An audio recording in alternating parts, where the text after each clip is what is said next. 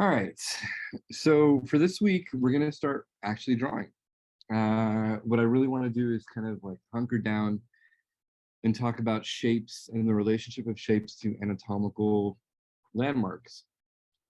And I think this is kind of the precursor to my anatomy class that I teach in the spring because it gives you kind of like a headway into drawing technique and into looking for specific anatomical landmarks as you're drawing the human form, which I think is so important. That said, let us start with the head. All right. I think the head is a really unique, complex form. Obviously, we know that we all have a skull. The skull changes depending on like race and ethnicity and region that you're from. And if you aren't familiar with that, then yes, the skull is not the same depending on where you come from and what like continent you're born on or your descendants are from, I should say. But we're going to be talking in generalities because that is how we learn. We think about proportions in terms of like big general proportions. And when you look at the skull, the one thing that is consistent besides all the anatomical landmarks is that it is one big bone, right? If you look at the skull in different views, the relationship of the skull is completely different, which is one of the reasons why drawing the human head is so friggin' hard. It's probably one of the hardest things for most people to do is get an idea of how to draw the head out of their mind's eye, or even drawing it from life, because there's so many landmarks that have to actually get planted on a very small object, and they also have to basically follow the same patterns and perspective. So if I'm turning my head, right, I want to think about how everything will fit in line. So with the head, you have a couple of major landmarks. The first one is Mr. Cranium, right? It sits right there. Second one are the orbit of the eyes. You have the nasal bones or the nasal passage. And then you have the two bones of the jaw, right? The upper one is called the maxilla. I blanked out for a second one for a second there.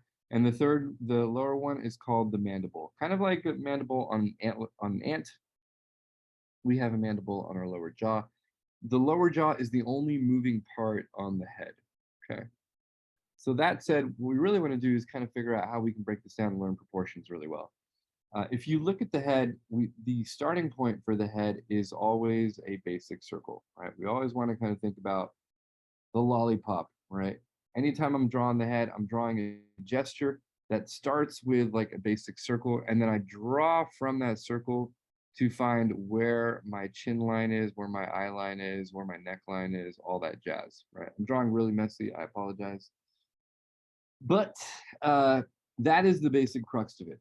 So if we're identifying the head in shapes, shape numero uno, which kind of confers with the biggest landmark of the head, is the cranium. Shape numero uno is not the cranium. Shape numero uno is the circle, right? I'm always, always, always getting in the habit of drawing a circle as a way to define my head. Now, you're never going to see this view, right? No one's ever going to be missing their neck and you can see the bottom of it. The reason I have the bottom of that skull there is so that you can see how the cranium is almost a perfect circle in that view, because you can see how the jawline is kind of separated from the rest of the cranium, right? In front view, we do not have the same silhouette shape that we're looking at in side view or three-quarter view, right? What kind of shape do we see in a front view head? How would you define that? More of like an oval. Yeah, like an oval or an ellipse, right? You can see it's almost like taking the circle, cutting it in half, and you could take this half of the circle and bring it down, and that is kind of like how you're finding the rest of that oval shape that kind of makes out the head. Okay. I put up some symbols here, just a really quick reference. I can take my oval, right? Really, really simple shape. And then if I add about half of that box or three-quarters of that box, depending on the angle of the turn of my head, I want to begin to create the back of my occipital bone or the back of that skull. And that is what makes the head feel like it's turning. All of a sudden, I go from a simple oval or an ellipse to an oval or an ellipse that end up kind of like shifting in this direction. okay, left or right, depending on which way you're actually looking. And then a side view head, you're basically adding even more construction. You're adding that oval, you're creating whatever the distance is of that oval, and then you're adding like another sphere to the base to create that jaw. So it's almost like I'm taking this plus this to make this, okay? So this is like the simplest basic terms of how to kind of think about the head. This is how I kind of like always want to introduce it when I'm introducing the head for the first time to young artists, because if I can identify it as a simple shape, then I can take that simple shape and begin to think about how to complicate it as I draw things in perspective, right? But if I think about like really complex shapes, I'm trying to draw them in perspective, my head wants to explode. So think of an oval, think about how to simplify that oval, think about how to break it down into really simple shapes first. And that's the easiest way to kind of start with the head. The other thing that we want to think about are landmarks, right? From the top of the head to the base of the jaw, we have our first landmark, which is the eye line, and that is halfway down the head. From the eye line, about halfway down the head to the chin, right? Halfway in between those, what do you think is going to be there? My nose. And about halfway between the nose and the chin is going to be my lower lip. So you can imagine the top lip is going to be like right there. So a basic proportion set is to remember the key of thinking about things in terms of their halves, right? I always start with the biggest half first, from the top of the head to the base of the chin. That is my eye line. From my eye line to the base of the chin is my nose line. From my nose line to the base of the chin, that is going to be the base of my mouth right here. Okay. Any questions about that? A question that I do get, you guys are all quiet, no one's going to answer, is what part of the eye does the eye line sit on? Let's give him a really big eye.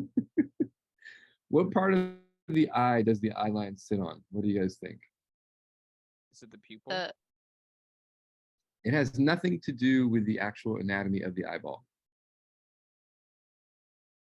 Is it like the eyelid? Not the eyelid.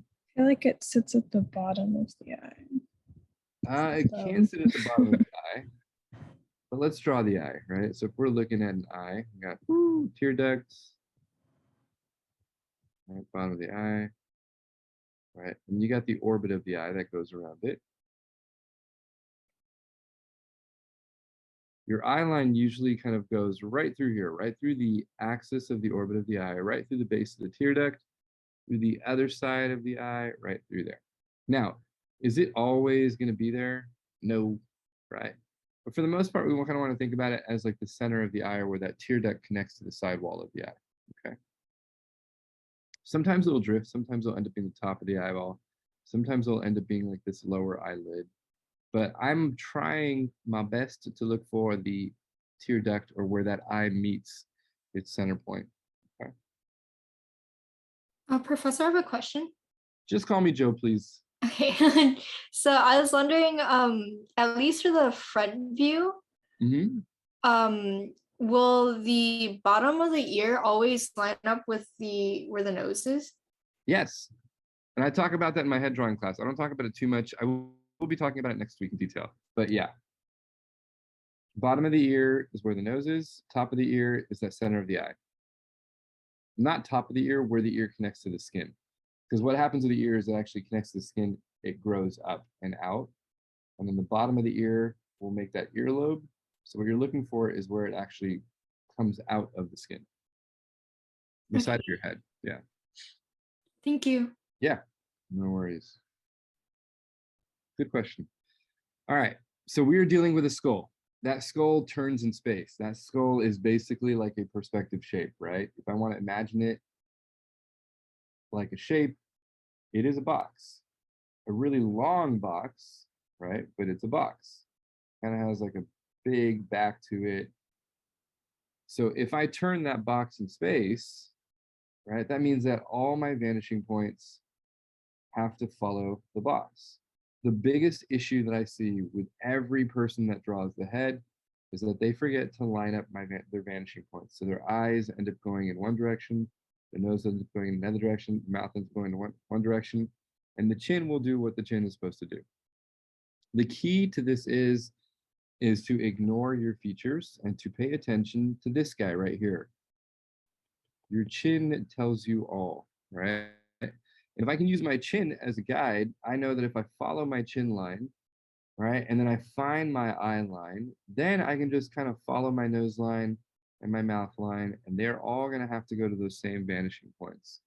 And you can see that this is why I was drilling perspective with you guys so much, because I wanted you to understand how to turn those objects in space on bigger shapes, so that when you get to those smaller shapes like an eyeball or like a nose or something like that, you understand that perspective has to be consistent across the board. Okay, so because we were dealing with one bone, right, being the skull, when that bone turns, everything along the axis contained on that bone has to turn with that bone, right? So my eyes are turning, my nose is turning, my mouth is turning, my mouth is tilting, my mouth is doing whatever the nose is doing, it's always going to follow and correspond with the rest of that anatomy. The other thing that we like to do is kind of think about things in terms of symbols, right? If I can think about like, what is a symbol in side view that I can use? Oh, I have a good idea. How about an ear? Or maybe an eyeball? Then I can use these symbols like a triangle or like a circle to help direct where the viewer is seeing the form, right? So I know that anytime I'm drawing a side view head, right, I'm going to draw it right down here. If I'm drawing a side view head and I want to clarify it, there are two things that I'm looking for. I'm looking for a point on my chin, and I'm looking for an ear somewhere along the side of the head, about three quarters of the way down the head, okay? Leaving like 1/4 remaining behind the ear. All right. Symbols play a really important role.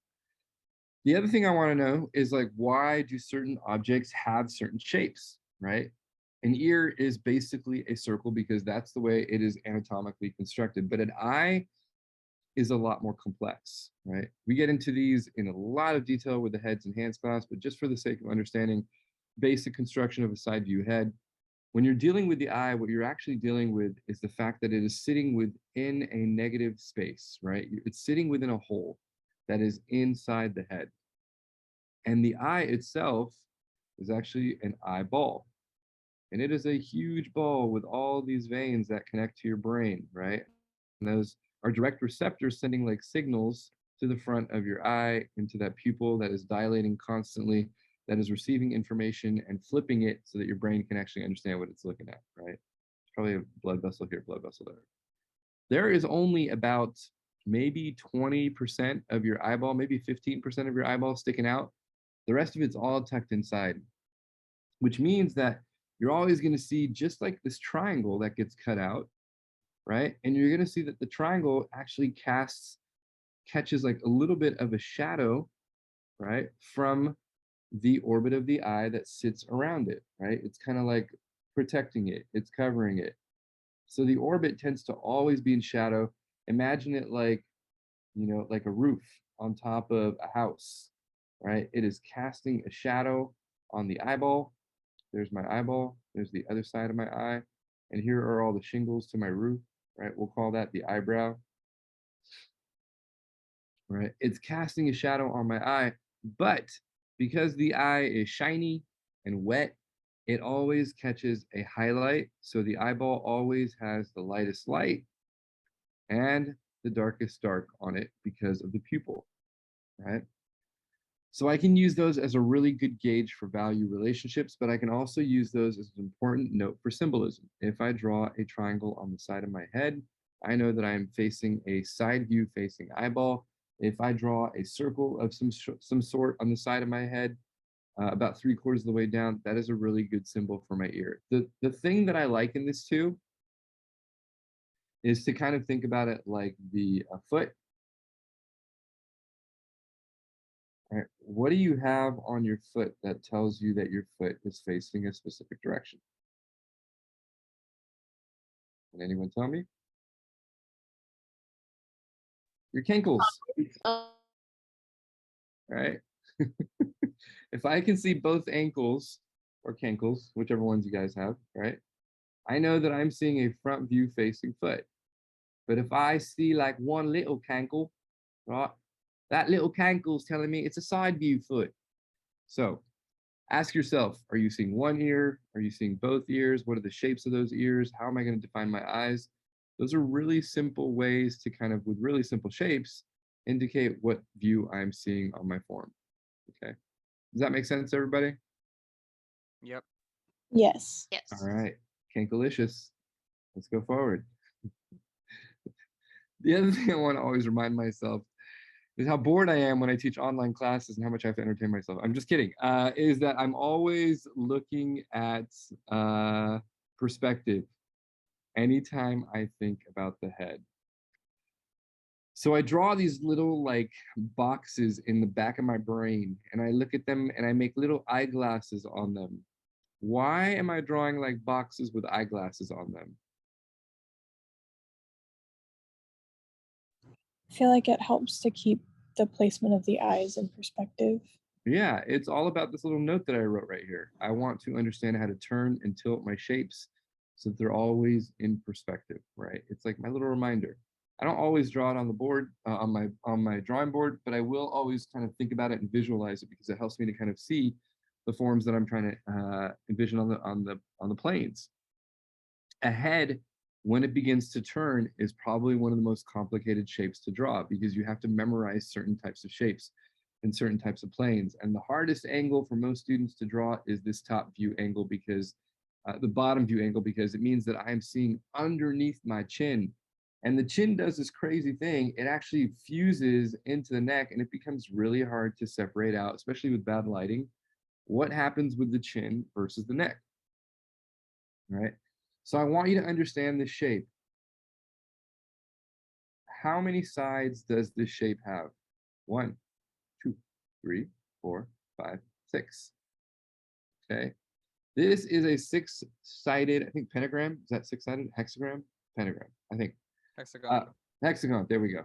Hexagram, I said. 6-sided hexagon.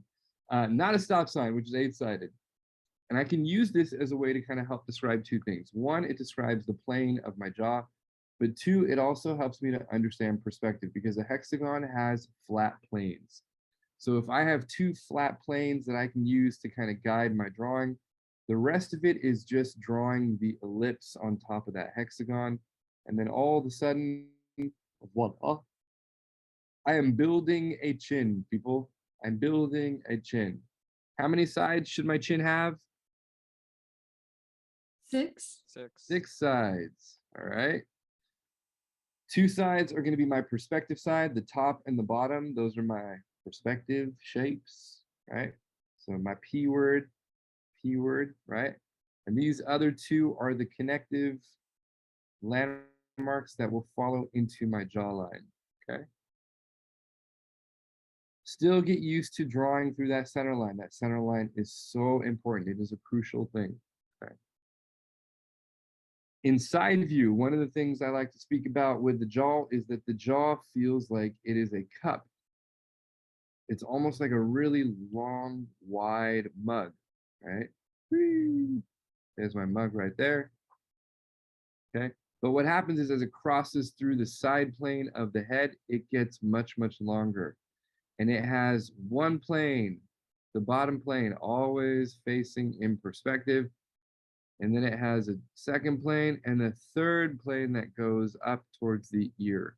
So it's 1, 2, 3 planes. Oh, what do you know? It's half of the hexagon.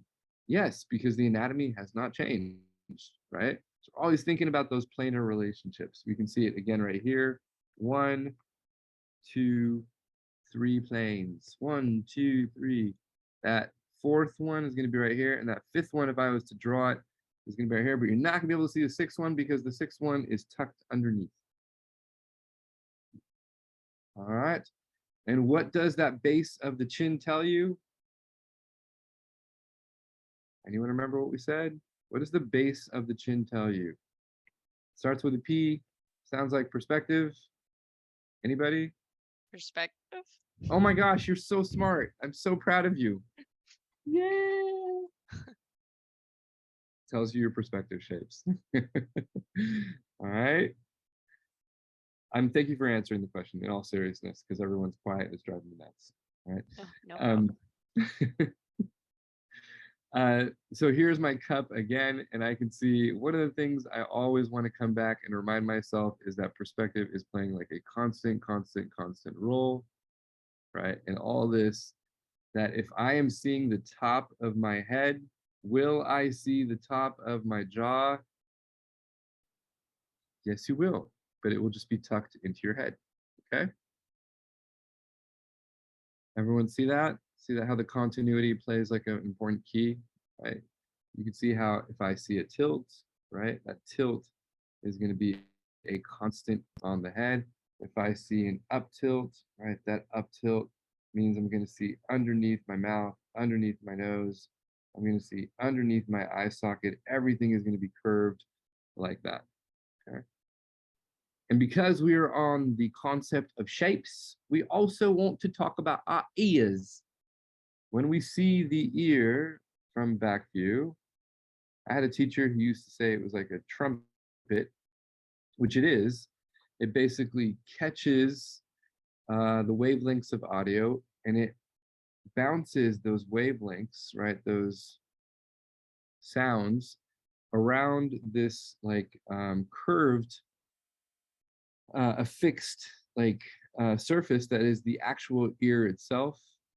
And then it bounces around into the earlobe and comes in through this trumpet shape and then gets cycled into the back of your brain, right? So in back view, if I can kind of get into the habit of understanding, oh, I have two landmarks, one that is like a curve and the other one is the curve that sits on top of it, then I will get really good at understanding how to quickly indicate the ear in a back view. And sometimes just understanding symbols and shapes is a really quick and easy way to get dirty and draw forms really fast, okay?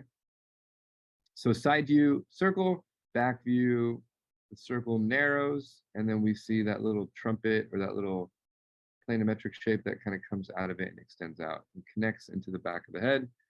Imagine it kind of like a blowhorn or like something that you're speaking into. It's catching all that audio and cycling it to Mr. Brain and telling Mr. Brain to hear the sweet words that your teacher Joe is teaching you right now. Yes, they are ever so sweet. Is anyone awake? Anybody? I'm sure some of you are awake. Yes. All right, Yes, thank indeed. you. Here. I appreciate it, guys. I appreciate it. Hello. Hello. All right. These are just different views. I'm not going to go over them specifically. They are saved in the slideshow. Draw through them, practice them, learn about their perspective, learn how to turn those forms in space, keeping your perspective consistent with your features, learn what a back view head looks like. It's just things you got to practice, right? No special like solution. So let's look at the torso and the shoulders, which is our last piece of the puzzle for today. Now we kind of have an idea of what the head looks like. A simple planar shapes. We want to take those simple planar shapes and we want to build them on top of more complex planar shapes for our torso. And the easiest way to do that is to really get to know our torso and their landmarks. It's kind of like making a new friend. Hello, new friend. How are you? Good. How are you? Let's look at your landmarks so I can get to know you better. All right, let's do it together. The first one we want to look at is called the acromion. We've mentioned this before when I've been teaching guys. The acromion is that landmark on my shoulder. And if you actually like touch your shoulder, if I touch right here, I'm gonna have like a big knob right in the middle of my shoulder. And it is about like halfway the distance of my arm. If my arm goes down, it's gonna be like right about halfway down my arm, okay? Like my arm is about equidistant. If I was to tilt my shoulder down, right, that bone is gonna stick up. If I was to lift my shoulder up, right, it's gonna make an indentation. So that is the acromion. So if I'm drawing my bone from one side to the other, maybe I have lost it, I don't know. It is my acromion. So that's the bone that you're looking for. And what does this tell us in relationship to the torso? Can anyone tell me? I'll give you a hint. Anybody? Anybody guess? Width. Yes. So proud of you guys. The width of the torso. So it's going to show me exactly where I want to draw down from, right? From the upper torso all the way down. So landmark number 1, acromion. Landmark number 2 comes right down the middle of my torso, and it is called the sternum. Okay, and you will notice it because it is the great divider. It divides both sides of your pectoralis. Yeah, my voices will happen every once in a while. Just and it will separate out your pectoralis major from either side or your breasts from either side, depending on if you're male or female. Obviously, you have serratus muscles that show on both sides too. They will create a little bit of a curvature to that external silhouette, especially with a male, maybe a little bit less with a female. And then you have furrows here, right, that indicate the pelvis, right? Does anyone know what that furrow is called? What the name of it is called? No. Okay. I was gonna I was gonna say something that was not I think that's more of a common term. It's like the V line or something. It is a V-line, but we call it the iliac crest. That's like the anatomical term, right? Yeah. And you will see, or the muffin top right here. You're gonna see like the little pinch of your abdomen kind of stick out. So anytime I'm drawn through the top of the pelvis, that's actually the line that I'm actually looking for. Okay. So if we're looking at it in back view, we'll start where we left off. Come on, line. All right, that pelvis is right through there. All right, it's going to come around. It's going to go through here. That is that furrow or that bone, right? You'll see like 2 bumps next to it, right? That's the bone of the pelvis, okay? Right here, that little bump,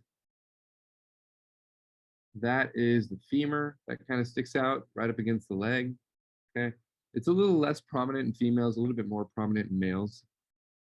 And then you got a really big landmark that kind of comes down like this, does this, and does that. What am I drawing? Shoulder Shoulder blades. blades. Yeah, anyone know what the term of the technical term of them is? It's the scapula, okay? So if I was to delete that, let's all delete it, okay? Your scapula creates 2 furrows. It creates one right here, and it creates one right there. So I want to look for those furrows anytime I'm drawing. And I always want to make sure I'm drawing them in because it is a function of movement, right? And then the biggest landmark is the spine, which you're always going to see, which is also a furrow, which means that we're going to make a very dark line that usually is pretty soft on both sides, okay? So one more time, front view, acromion, sternum, serratus, right? Sometimes you're going to see the abs, right? The big one is the iliac crest on the base. In back view, scapula, right? 2 landmarks from the bottom and the top. All right, we're going to see the pelvic bone, the spinal column, and then we're going to talk about these insertions a little bit later when we get into anatomy. Okay, the sacrum is this like little corner key right here, which you'll see a little bit of sometimes. Okay. Any questions with that? This is also saved in your module, just this handout, so you have it separately. So I would make sure you look through it, download it. So now we want to talk about shapes. How can I take my shapes and simplify them? Because I am a dumb human being and I like to think about animals because animals are super cute. When I look at a torso, I think, what is cuter than a tortoise? Ah, a tortoise. You guys awake? You guys good? No one laughs at me anymore. It's very Yes. unfortunate. All right. Yes. Yep, Well, we're I here. have roommates, so if they walk in, then I don't want to distract from the class, but it feels weird to unmute to laugh. It feels more aggressive. It's all good. No worries. So a tortoise enjoying has it. like two sides. I like to think about it, right? It's got like a curved top and an angular bottom. This is something that we learned when we were art center as students, and it's always kind of stuck with me. Anytime I can like defer to an object as a different shape, it helps me to identify those shapes. It's really prevalent inside you when you look at the torso that it is broken down into 3 major planes, like 1, 2, 3 major dominant planes, or like a curve. The front view of the torso tends to be a little bit more flat, right? But in general, we want to think about how to subjugate the planes into different types of shapes. Because when I can do that, I can create more dynamic forms on my torso. The basic shape of the torso is like, I don't know, like a cylinder that tapers towards the neck. That's the easiest way to kind of think about it. And then you have these like things that kind of connect where the acromion is, that we like to call the deltoids. It's also called the shoulder girdle. And that is really where the width of the torso kind of comes into play. Right? So I'm thinking about a tapering shape that then becomes really, really straight, right? And that tapering shape will begin to taper in space as it descends down the form. And we'll talk about that tapering a little bit as well. Okay. So when I look at the torso, what I really want to think about is the fact that the torso has two very different systems at play. The upper torso, which is the pectoralis major, the serratus muscles, and the shoulders, is wider, right? Male and female, no matter what, it tends to be wider, it tends to go out. It tends to have a front plane and two side planes. That is kind of how I want to think about it. The center of the torso, where there are no bones, right? Your abs are kind of like holding you together along with your serratus muscles and your obliques. They're kind of like acting like a corset. And because they come around and like tighten you, right? And really, really tuck you in, they feel more cylindrical in shape. And these two things kind of work in contrast with each other, but help me to really establish volume on my drawings. Like if I can think about these two shapes in relationship to each other, even as a simple silhouette, I automatically begin to create more volume than drawing it as a rectangle, right? So this is about like volumetric drawing, about like identifying how shapes can begin to correlate with their forms. Then we want to get into the shoulders, because the shoulders are kind of like the last part that are like the connective tissue of it all. I probably not with this exercise. We'll come back to this. Right. The shoulders are like that last piece of the puzzle that kind of creates the top of the silhouette, along with the curvature of this ellipse, right? The curvature of the ellipse is a really simple way to kind of think about how the trapezius connects into the neckline. And if I can get in the habit of kind of like drawing through this curve, what I'm actually doing is drawing through what I like to call the hanger. Literally, like it's like a clothes hanger, right? Of that neck. Here's my hanger. And it helps me to connect into the shoulders on either side, okay?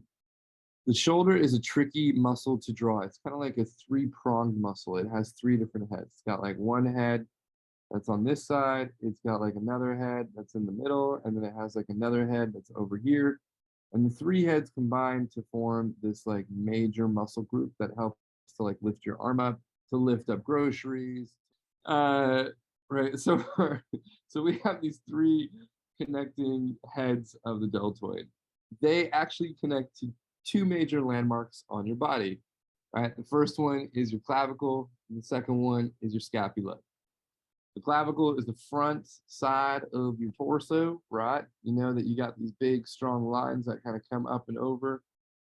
Your pectoralis major and your deltoids kind of share the clavicle, right? So if I was to draw Mr. Clavicle, it kind of looks like a little S curve of a tube. Here's my clavicle, right? Here's my other clavicle. This is Mr. Sternum. Say hello, Mr. Sternum. Hello. Right? He's German. Okay.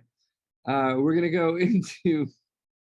I'm really losing my mind today. We're going to go into the pectoralis major. We'll talk about the shape of the pectoralis major a little bit later. The ribs, the pectoralis major goes about 2/3 of the way down the clavicle. So this is about my 2/3 of the way mark. And then 1/3 of the way is my scapula, is my deltoid. And my deltoid will connect into the clavicle, will come down, and will come about 1/3 to 1/2 of the way down the arm. It's not really an exact science, but we kind of want to think about that. It wraps around, right? This is where my trapezius will come in, and it comes up the other side. And this side, the back side, connects into the scapula. And I will show you that on the next slide. And then it kind of comes down and it goes into like the arm in like a teardrop shape. Okay. When the arm tilts up, it is very confusing. You'll see the heads of the deltoid kind of protruding out of either side of the arm. And then the pectoralis major will actually go into the middle where the humerus is, into this bone right here. All right, so it's actually doing the exact same thing over here. It's connecting into that bone. Okay. So whereas my pectoralis major is like a baseball home base, right? It's kind of like this pentagon, 1, 2, 3, 4, 5, yes. My deltoid is a little bit different. It's got like a top head to it, and then like a teardrop that comes around into it, and it kind of connects and looks like this, almost like a leaf. I like to kind of like liken it to like a leaf, if I can kind of say something that references it a little bit better. Okay, so baseball, actually home base, I should say, home base. All right, and this is Mr. Leafy. We'll call him Leafy the Leaf. All right, or maybe Leif Garrison. Yes, we'll call him Leif the Leaf. All right, there we go. All right, so let's leave Leif behind. The back of my, what is this called again? Deltoid, yes, the back of my deltoid connects all the way into the back of my scapula. The front of it connects into my clavicle. And you can see right here, that's where the trapezius wants to like go into that shape. Trapezius is gonna come in, it's a really big muscle. So I think this is the biggest mistake that I see like a lot of students make, is that they don't understand that the scapula, that the clavicle, the deltoid, sorry, is actually going all the way back here. I don't understand it because I actually colored it in wrong too. But the deltoid goes all the way back here and will like cut across this shape. And that's why you tend to see that bump that kind of comes up and over right through there. Okay, so deltoid cuts all the way across. Okay, and I like to kind of think about the deltoid as a three-sided shape as well, kind of like that turtle shell. It's like 1, 2, 3 sides, and then it goes into the trapezius. Here you can actually see it as well. It's like 1, 2, no, you can't. Maybe 1, 2, 3 sides on the outside. Okay, that is Mr. Deltoid. Scapular movement plays a really important role with it because the scapula is what we call a floating bone. It is the only floating bone on the body. And what that means is like no muscles kind of like hold it in place, right? They're all kind of like over the scapula, but the scapula is directly connected with the rib cage. So if I push my arms back, I can actually squeeze my scapula together. And what is important is it will completely change the silhouette shape of the back of my ribs. And you've probably seen this in some of the model shots that I've sent you guys, where you will see like a really, really hard edge. Look at the relationship of where the arm is in relationship to the position of the ribs. And that hard edge is the bone of the scapula moving the arm along the axis of that position and literally changing the silhouette shape of the ribs. So we really want to pay attention to that because it plays a really important role in how we begin to designate those forms and see the separations in that shape. So is the scapula important? Yes. How important? Very, because it's where the connections of the deltoid are. It's where the silhouette shapes of the rear of the pelvis, of the rear of the ribs can change. And it's a major landmark in terms of like movement for the full range of motion of the arms, okay? And I like to always say this, but you know, if you don't know, now you know, direction matters. And what do I mean by that? Well, if we think about the ribs, right, what we're actually thinking about is a shape that is cylindrical in shape. A shape that is cylindrical in shape. Yes, I did just say that. And if you're jealous of my very complex sentence, I can't help you, right? What I mean by that is that you have a circumference that's always moving around your body, right? So I don't want to draw a straight line across a surface that is a curved surface. And what that means is that when I'm thinking about something like the breasts or the pectoralis major, I also want to be aware that that line tells me a lot in terms of function and in terms of how gravity will begin to affect the surfaces of those objects in space. And for all you young men out there who don't have boobs, the breasts do not fall flat on the surface of the form and stare straight at you, right? Gravity affects them. They are fatty tissue that sits on top of the pectoralis major muscle. That means that when I am drawing those shapes, right, I want to think about how those shapes sit on the form. I can draw my ellipse, but they're going to tend to like fall off to the side, right? Because they're wrapping around that circumference of that form. And then they're going to reconnect with that pectoralis major muscle. The pectoralis major is a little bit different than the breasts in that the pecs have a very specific design shape to them, okay? The pecs, although they connect into the clavicle and sit right next to the deltoid, actually have 6 sides, right? We can count them. 1, 2, 3, 4, sorry, did I say 6? I meant 5. 5 sides, like a baseball diamond. The other thing that I want to point out is that they have a very specific pull, right? That pull always wants to head in the direction of that bony landmark of the humerus. So everything wants to like kind of point in that direction of the center of the arm. And that's why they make up that interior of the armpit right through here. Does anyone know what makes the back of the armpit? Can anybody tell me? I didn't draw it in right here. Anybody know? Lats. Yay, I'm so proud of you. Woo. Back of the armpit is the lats. The front of the armpit is your pectoralis major. You don't have a muscle called the armpit, just FYI. If you ever thought you did, you're 100% wrong. It is not a muscle on its own. It is actually made by the formation of the pectoralis major in the front and the lats from behind. And when you look at that pectoralis major, right, you'll notice that on a woman or a man, same exact thing, the line quality is really, really thick right through here because that pectoralis major is a major muscle. That's why it's called pectoralis major. And it gets really, really thin and dainty towards the center of the form because it tends to like taper and get closer to the flesh. So I want to think about the differences in line weight as I'm drawing through all these major landmarks because they play such a vital role to informing the depth of those forms for the viewer. Okay, so my line quality should differentiate based on the type of muscle that I'm actually looking at. Any questions about the pecs or the delts? You guys good? All good. All right. So here's a little step-by-step. Yoni is giving us a, yes, I'm very sexy look right now. So we're going to take Yoni's position and kind of take our little gesture drawings and take them a step further. Instead of drawing shapes that are linear, right, I want you to start making your shapes a little bit more of that hourglass form. And that plays a really important role when you're drawing females. The width of the hourglass plays a more dominant role when you're drawing males. We're going to take those gestures and we're going to think about anatomy. What is my rib cage doing? What is my pectoralis, my sternum doing?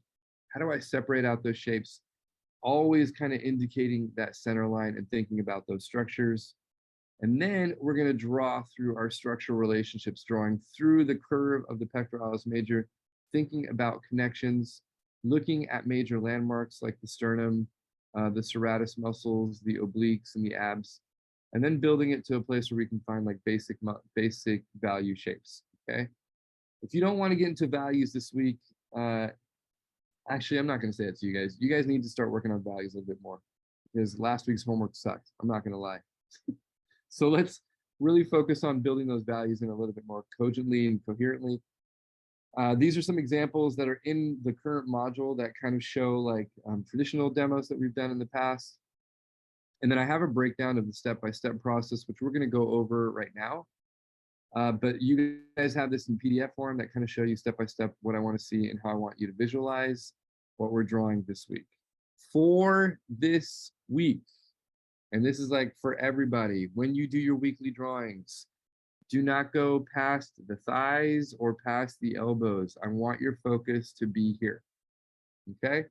That should be your focal point for the weekly drawings. I do want you drawing through the gestures, but I want you to spend the time drawing the torso and the head because that's where I want you to really build that time. Okay. When you say the gestures, do you mean like should we include the like full extended gesture line Yeah. for the okay. And then I like, just kind of like, and then I just draw through those areas. I'm going to do it in the demo too. You're going to see exactly what I'm talking about. Like I actually have ones from earlier this morning. Hello, my gestures. Hello, my gestures. Where it did, I have no idea where it went. Figure drawing. There it is. So, yeah. I mean, I cropped into this because it's a demo, but this is what I mean by your gesture should still show. So that blue is the gesture line, right? That blue is the okay, yeah, gesture that line. makes sense. Yeah, does that make sense? But you can, but it wouldn't matter like if you like cut off the page like that. Nah, 'Cause you're you- good. As long as I can Oh. tell you know where the leg is going and where the weight of the leg is going, that's all I care about. Okay, cool. All right, so I like to just kind of lighten this a little bit. I'm gonna blow her up after I draw the gesture just so that you guys can see, but hopefully you can see. All right, so she's got this really elegant movement that kind of comes from the top of her head all the way to that weight-bearing leg. What are the landmarks that we're looking for on the shoulder called? You remember? I do not. I do not, at least you're Yeah. on. Yeah. Acromion? Thinking about it though. I will type them in. Crow. Yeah. There we go. That is what it is called. Okay. It is the acromion, right? Remember, we're looking for the iliac crest right here. I will write it down. Iliac. I think it's like 2 L's. It might be 1 L. Base of the pelvis is still right there. Okay. I'm going to draw through my curve, and really quickly you can see exactly what I'm talking about in terms of shapes. Look at that silhouette. Okay, what does it look like? It looks like that bell kind of combining with that. Okay, so we're starting to advance our understanding of those shapes a little bit more. That's kind of the goal behind all this. She's facing us flat, so we're not going to use perspective too much in this position, right? Her rib cage are right here. You don't need to draw in that rib cage at this stage. You guys should be pretty familiar with those shapes. You can see her pelvis tilting facing us because her bathing suit is actually showing us that tilt. Okay, so that's that little silhouette shape right there. All right, I'm gonna make this really light, and I'm gonna draw round two. Round two. Round two is to take those shapes and now make them a little bit more complicated, and I always like to start with the head, right? Remember I said, let's start with the circle of the head. Circle of the head is the cranium, right? The one thing that I want to point out with the cranium is I always want to draw down the center of the cranium to where my chin is. Remember I said I want to start with my perspective line on that chin, and then my perspective line underneath the jaw. See how they're facing in the same direction? Everyone good? I'm going Yes. to come through that Yep. face, right? And then there is my jawline, and my jawline is going to come up and over. This is not an easy head to draw, right? Even if I'm tracing the photo, I want you guys to really pay attention. Did we talk about the neck? The neck, I might have forgotten, but the neck should come out of the ear on both sides. So it's going to always like follow through with the ear. Okay. And then I want to draw my C curve for the ear. Right, and then I want to draw through my eye line at least, just so I have like a sense of where it is. Okay, so there is like my simple head. Not so simple. Professor, I have a quick question. Yeah. So we learned about like the hexagon as the base of the chin and the kind of underside of the chin. Do you want us to draw that every time or just the general shape? You can't draw it this time because of the way it's actually facing in perspective, right? So if I was to, I might actually be able to see it. 1, 2, 3, 4, 5, 6. There's the answer to your question. If you can see it, draw it. Okay. Okay, I kind of oversimplified it a little bit just to make it a little bit easier. But if you can see it, I would practice drawing it in because that's a more anatomical representation than the one that I had drawn. Right? The one that I had drawn was a little bit more simplified. Yep. All right, so the neck is going to come in right there. Now, here's where I get into my bell curve. So I'm going to start with my bell. I'm going to draw that silhouette shape of the bell. It's going to go up and over the shoulders, and it's going to kind of come through. I want to imagine that the tube is right there. I'll never really draw that ellipse. I'm just drawing it in there so you can kind of see. And then I'm not going to change too much of the anatomy from below. All right. And then I want to think about landmarks now. So landmark numero uno. All right. I'm going to draw through the sternum, which is the center. I'm going to come all the way down my center to her belly button, which is also in the center. I'm going to take that center line and draw all the way down to the pubic bone, which is still the center. So now I have like a landmark that shows me the outside of the form and the interior of the center of the form. Okay. So I'm always drawing inside out, outside in. I'm never drawing from one side to the other. I'm always looking at how those shapes are related in space. Then I'm going to come out and I'm going to start to draw my anatomy, right? And I have a couple of major landmarks that I can kind of think about. I have my clavicle and my sternum. I have the ribs, okay? We're going to make her a little bit bolder just so you guys can see. Right? And you can see where the abs are kind of pinching, right? Where light is kind of hitting that surface. And then if I look really, really close, you're going to see a little bit of a bone right there, okay? And that's going to create that little shadow shape that's right there. That's the iliac crest, okay? So her bathing suit is laying like maybe like an inch or two below the iliac crest. And then I want to look for these bows. Not bows, like not this kind of bow. I meant like bowing out, curve. There's going to be a curve that's coming out like this, and another curve that's going out like that, okay? Curve that's coming out like this, another curve that's going out like that. And you're going to see that that's what's going to take my curve of my torso, and it's going to start building that shoulder girdle that we talked about. Is everyone following? You guys good? Yes. Okay. I want to make sure I'm not going too fast. All right. I'm going to start from my third point of my clavicle. I'm going to draw down from my neck, and I'm going to count 1, 2, 3. I'm going to go about 1/3 of the way down her arm. And I did a big boo-boo, which I didn't lay in like the shapes of her arms or the shapes of her legs. Remember to always like place a basic shape down first. Really, I'm drawing on top of the model just for like the sake of time. I'm going to like make it, this is how I want you to do your homework. So I'm going to follow the rules and have you guys do the exact same thing that I'm doing. But let me move both of these layers over. Okay.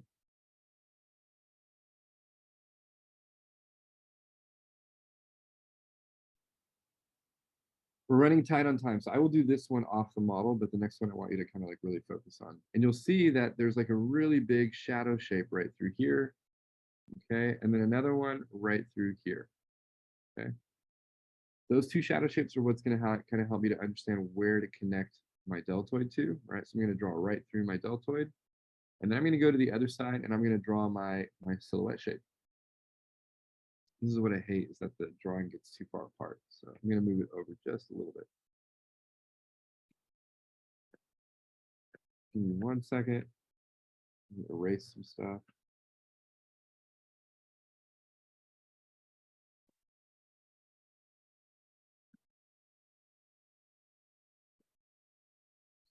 There we go. Now we can make it bigger. All right. Looking at her shoulder, right? Trapezius is coming down like this. And I'm going to count one more time. 1, 2, 3. About 1/3 of the way down her arm. And you're going to see how it's going to want to hook into that pectoralis major. Okay, I'm just going to let it kind of sit like that. And then the arm, I'm not going to worry about the arm. We're going to do the arm in 2 weeks. All right, arm, do the arm in a couple weeks. Okay. So now I have my deltoid connected. It's creating the top silhouette. right? And I want to build it into my pectoralis major, but I'm going to go silhouette shape first. I want to draw through the arc of that rib cage, right? Through the arc of the rib cage. And then I want to taper and it's going to pull. So it's going to make a curve that does this and then goes the opposite direction because it wants to pull back out to the iliac crest. It's going to make this, and then it wants to curve in this position out into the opposite direction.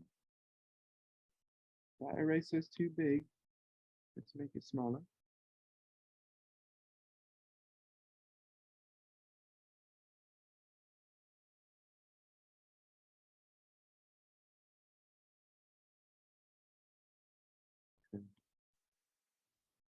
All right, so now I have like her silhouette shape there, but it's like this big hollow shape. I want to ground it, and that means that I have to have landmarks explaining her anatomy to the viewer.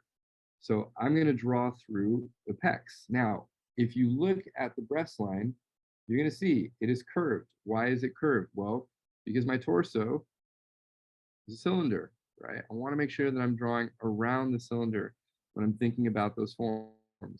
So I'm going to draw my line. Let's draw it in a different color so it's not dark. I'm going to draw my line.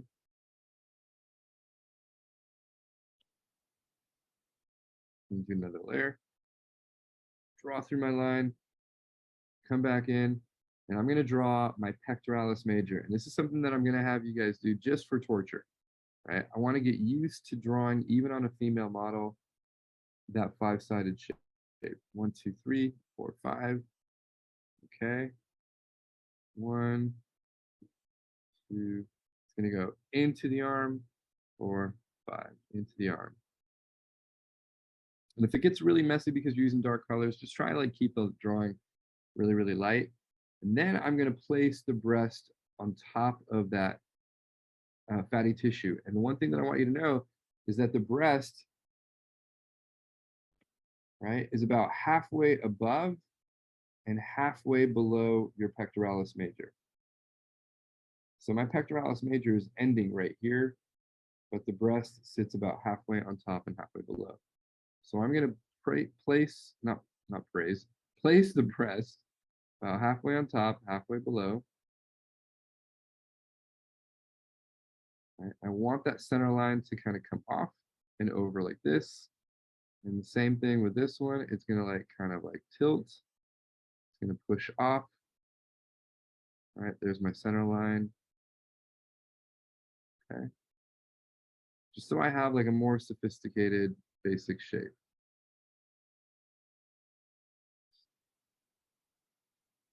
All right, so far so good. Everyone good? Yep. Should we be drawing an eye line for these?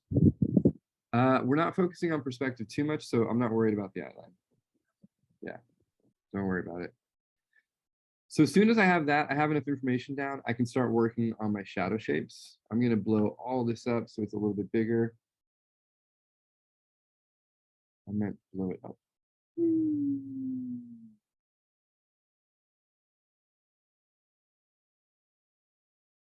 Okay.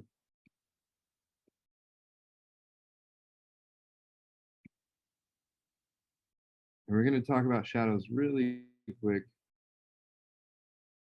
I probably won't be able to do the other one with value, but what I want to do is make sure that my shadows are always, always, always supporting my form. So it needs to feel like it is rotating around my shape because that shape is a cylinder. Right?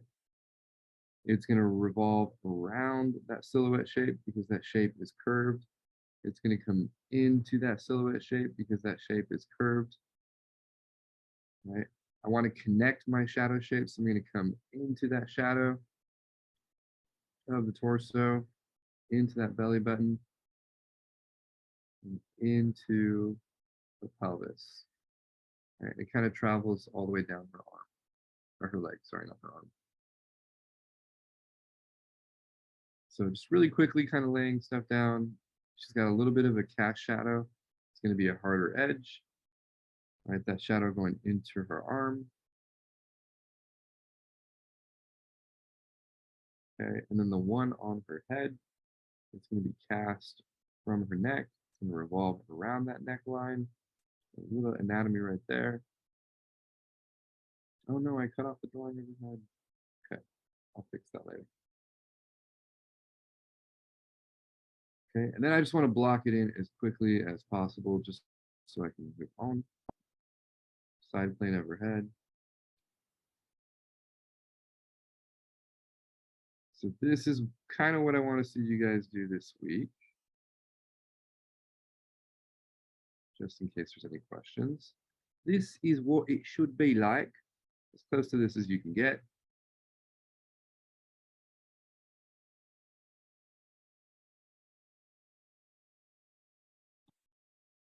Really working on grouping those shadow shapes together and thinking about them as simple shapes. Keep your shadow shapes clean, please, because a lot of you guys are getting a little bit messy. There are traditional examples in the module that you can see if you are working in newsprint.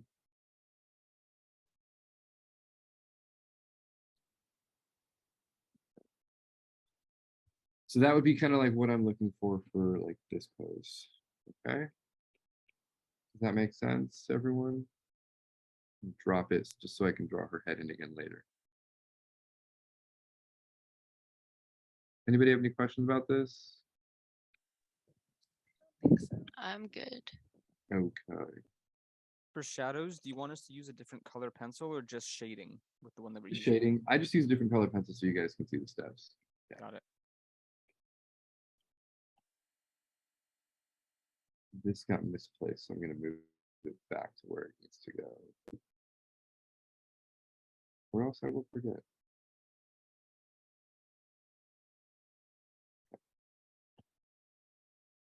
All right, so let's do one more really quick and then I'll let you guys go. It is 3:23. Can I do this in 7 minutes, you think? I think so.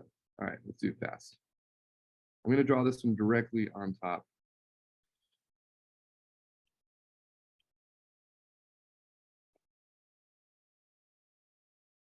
All right, gesture, oops, big line.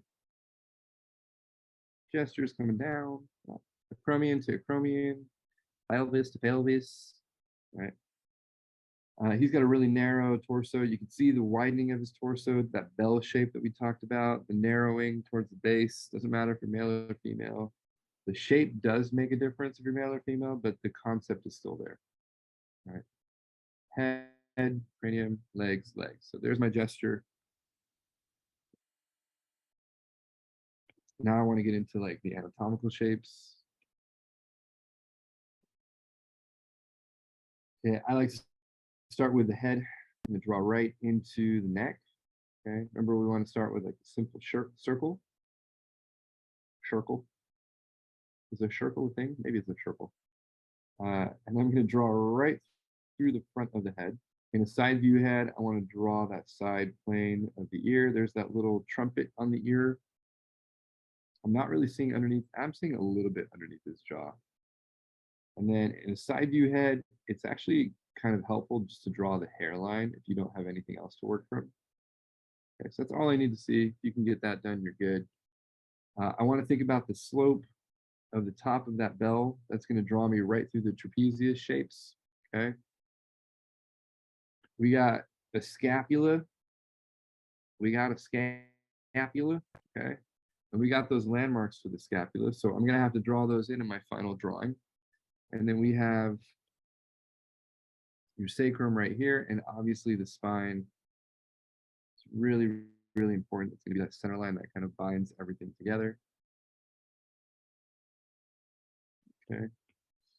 I start with the shoulder. Want to count 1, 2, 3, about 1/3 of the way of the arm. And draw the arm in, really simple first. Draw the legs in, really simple first.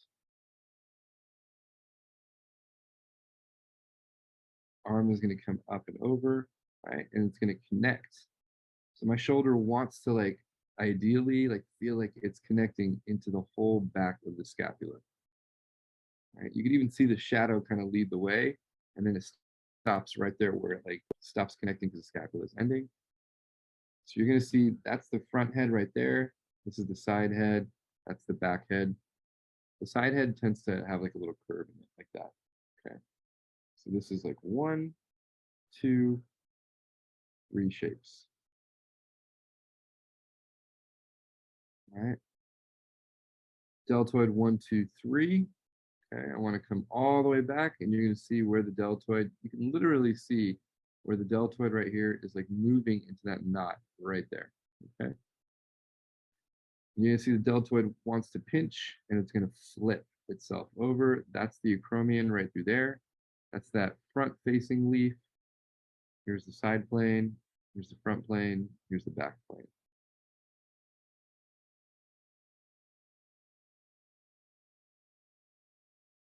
Okay. I'm going to come into the torso, into the ribs, and I'm going to build that width. All that width is latissimus, or the lats, right? You want to feel like it's like kind of coming in like this, and then it's going to flatten on both sides.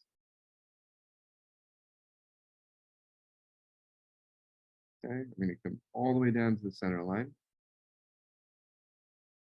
And my major landmarks are going to be like right here, and that's where those shadows really come into play. There's my scapula. There's my scapula. Right. I'm going to follow through my shadow shapes. And I'll fill in those values a little bit later. Right. Scapula is like pushing the trapezius right here. It's a pretty important landmark. So I'm going to put it in. And you can see all this is your latissimus being pushed up against your scapula through the rib cage. And then your glutes. Okay. And I'm simplifying that bottom half of the torso a lot just so we can practice focusing on those upper shapes and those upper connections.